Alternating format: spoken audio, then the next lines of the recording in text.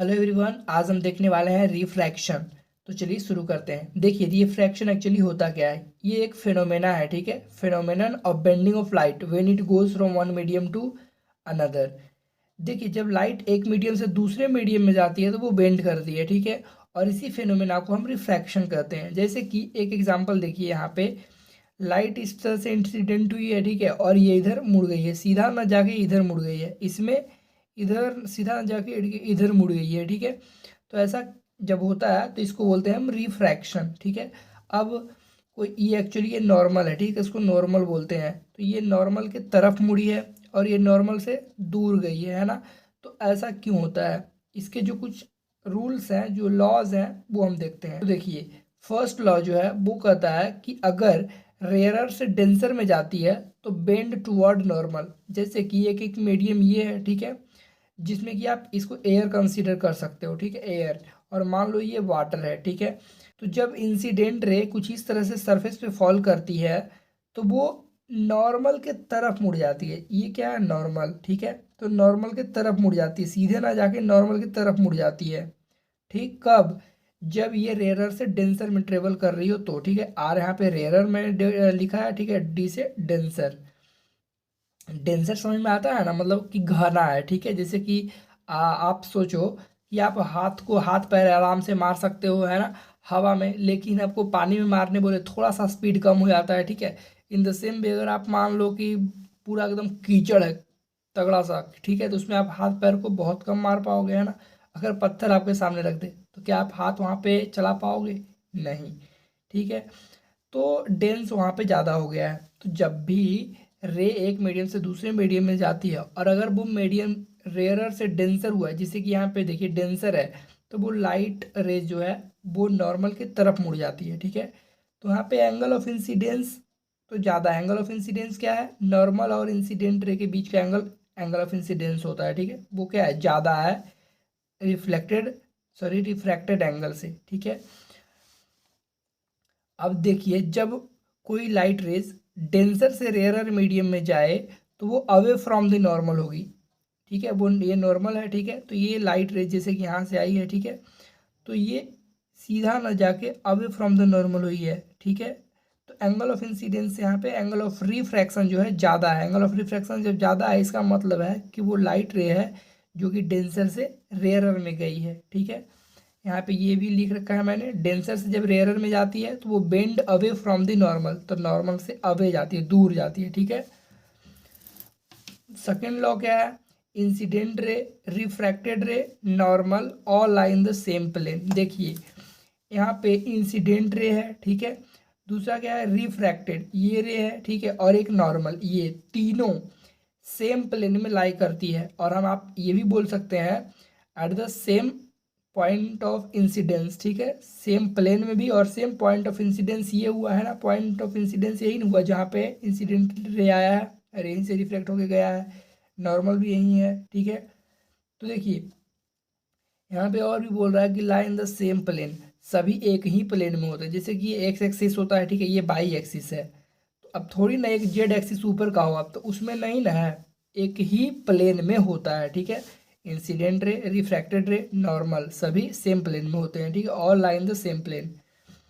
और क्या है थर्ड नियम, ड्यूरिंग रिफ्रैक्शन, रिफ्रैक्शन के समय जो स्पीड ऑफ लाइट होता है, वेवलेंथ होता है, वो चेंज हो जाता है लेकिन फ्रिक्वेंसी सेम रहता है। जैसे कि देखिए, स्पीड ऑफ लाइट चेंज हो जाता है। क्या कहने का मतलब है, जैसे कि आप खुद ही सोचो ना, जो मैंने एग्जांपल दिया, हाथ पैर मार रहे हो आप यहाँ पे, जैसे कि हवा में आराम से हाथ पैर चला सकते हो, लेकिन पानी में थोड़ा सा स्पीड कम हो जाएगा, तो मतलब जितना डेंस रहेगा तो उतना स्पीड आपका कमता जाएगा। इन द सेम वे लाइट भी होता है, लाइट का भी, ठीक है।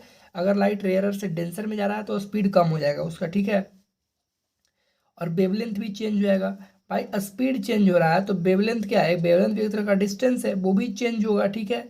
आपको ये फॉर्मूला तो पता होगा ना, जैसे कि देखिए, v इज इक्वल टू क्या होता है, v इज इक्वल टू होता है लैम्डा, ये डिस्टेंस है, ठीक है, डिस्टेंस अपॉन टाइम भी आप लिख सकते हो, ठीक है। और आपको ऐसे भी लिख सकते हो, ये डिस्टेंस हुआ, लैम्डा एक प्रकार का डिस्टेंस है। और वन अपॉन टी है ना, वन अपॉन टी को आप क्या लिख सकते हो, न्यू, जिसे आप फ्रीक्वेंसी भी बोलते हैं, एफ लिखो या फिर न्यू लिखो, है ना, न्यू। तो v is equal to h nu, आपने ये पढ़ा होगा, ठीक है। तो भी जो है यानी कि वेलोसिटी वो डायरेक्टली प्रोपोर्शनल है लैम्डा के, ठीक है। अगर वेलोसिटी कम हो रही है तो लैम्डा भी कम होगा, ठीक है। लेकिन यहाँ पे जो फ्रीक्वेंसी है वो कांस्टेंट रहता है, ठीक है, वो चेंज नहीं होता है। वेवलेंथ चेंज होता है, लाइट का स्पीड चेंज होता है, लेकिन फ्रीक्वेंसी सेम रहता है। अब हम देखते हैं Snell's law. Snell's law actually है क्या? ये बोलता है कि ratio of sine of angle of incidence, जो एंगल ऑफ इंसिडेंस है उसका साइन, ठीक है, sign of angle of incidence, और अगर हम रेशियो लेते हैं to the sign of angle of refraction, वो कांस्टेंट होता है, ठीक है, मतलब चेंज नहीं होता है। तो देखिए ये कांस्टेंट, इसी कांस्टेंट को हम बोलते हैं रिफ्रैक्टिव इंडेक्स, ठीक है। अब यहाँ पे मैंने सिंपल म्यू लिख दिया, इसको म्यू बोलते हैं, ठीक है, रिफ्रैक्टिव इंडेक्स। तो अब इसको हम स्नेल्स लॉ को यूज़ कैसे करते हैं, चलिए समझते हैं वो। How to apply Snell's law. देखिए ये एक सरफेस है, ठीक है।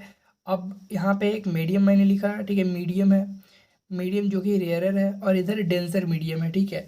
तो लाइट रे इधर से इधर ट्रेवल करके आई है, तो यहाँ पे इधर नॉर्मल की तरफ आ गई है। क्यों? क्योंकि ये डेंसर मीडियम है, और डेंसर में जो रे ऑफ लाइट है रिफ्रैक्ट होने के बाद टुवर्ड्स दी नॉर्मल चली जाती है, ठीक है। मतलब कि एंगल ऑफ इंसिडेंस जो है उससे छोटा बनता है एंगल ऑफ रिफ्रैक्शन, ठीक, इतना तो आपको पता है। देखिए हमने भी लिखा था sine i upon sine r, किसमें देखा था ये वाला अभी, और ये किसके बराबर है, एन के बराबर, या फिर म्यू के इसको लिख सकते हैं, ठीक है। ये आपका स्नेल्स लॉ है, लेकिन इसका इस्तेमाल कैसे करते हैं, तो एक्चुअली ये जो है ना, ये वाला एक्चुअल फॉर्म है, ठीक है। जो ये क्या है, म्यू वन और यहाँ पे म्यू टू, ये दोनों है रिफ्रैक्टिव इंडेक्स। मतलब कि रिफ्रैक्टिव इंडेक्स क्या होता है ये हम आगे देखेंगे, ठीक है। तो देखिए ये रिफ्रैक्टिव इंडेक्स इस मीडियम का है, ये रिफ्रैक्टिव इंडेक्स सेकंड मीडियम का है, ठीक है। तो जो फर्स्ट मीडियम का रिफ्रैक्टिव इंडेक्स है और एंगल ऑफ इंसिडेंस है, मतलब sine of angle of incidence, और इस मीडियम को मल्टीप्लाई करते हैं तो वो इसके बराबर होता है। मतलब इसका साइन ऑफ मतलब sine of angle of refraction into mu two, ठीक है, सेकेंड मीडियम का। तो कुछ इस तरह से हम इसको अरेंज करके लिख सकते हैं, sine i upon sine r is equal to mu two upon mu, ठीक है। और यहाँ पे mu two upon mu one को हम ये भी लिख सकते हैं, mu two upon mu one का मतलब होता है कि refractive index of second medium with respect to first, ठीक है, जिसको आप ऐसे लिख सकते हो, mu two with respect to first, मतलब कि refractive index of second medium with respect to first. और ये जो फर्स्ट है ना वो हर जगह लिखा जा सकता है, यहाँ लिख दो, यहाँ लिख दो, यहाँ लिख दो, चारों जगह लिखा जा सकता है, ठीक है। तो आप कैसे भी लिख सकते हो, जैसे कि मैंने इस एग्जाम्पल में दिखाया है, ठीक। यहाँ पे म्यू, इसका मतलब क्या है, इसका मतलब है म्यू टू वन, यहाँ पे means refractive index of medium two with respect to medium first, ठीक है। अब देखिए चलिए समझ लेते हैं रिफ्रैक्टिव इंडेक्स एक्चुअली है क्या। तो देखिए रिफ्रैक्टिव इंडेक्स ज़्यादा एकदम डिटेल में एकदम मतलब बता रहे हैं, ठीक है, लेकिन उतना डिफिकल्ट नहीं है, एकदम सिंपल है। ये क्या होता है, amount of bending when light travels from one medium to another medium. देखिए हमने बताया था आपको कि रिफ्रैक्शन जब भी होता है तो लाइट रे रिफ्रैक्ट होने के बाद वो मुड़ जाती है, ठीक है, किधर मुड़ती है, टुवर्ड्स द नॉर्मल या फिर अवे फ्रॉम द नॉर्मल, ठीक है। तो रिफ्रैक्टिव इंडेक्स यही बताता है कि जब लाइट रे एक मीडियम से दूसरे मीडियम में ट्रेवल करती है तो वो क्या करती है, मुड़ जाती है, कितना ज़्यादा मुड़ी, ठीक है। वो बेंडिंग के अमाउंट को बताता है कौन, रिफ्रैक्टिव इंडेक्स। देखिए रिफ्रैक्टिव इंडेक्स सिंपल कहने का मतलब यहाँ पे कितना डेंस मीडियम है उसी का ये मेजरमेंट है, ठीक है, उसी को बताता है कि कितना कोई डेंस है, जितना ज़्यादा डेंस रहेगा उतना ज़्यादा लाइट मुड़ेगी, ठीक है, टुवर्ड्स द नॉर्मल जाएगी। समझ आया।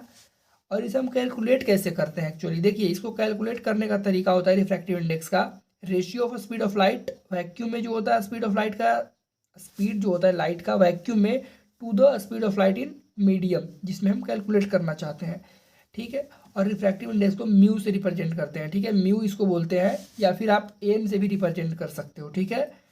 तो देखिए speed of light in vacuum to the speed of light in medium, speed of light in vacuum को क्या बोलते हैं, सी से रिप्रेजेंट करते हैं, मीडियम में वी से, ठीक है। तो mu is equal to c upon v, ठीक।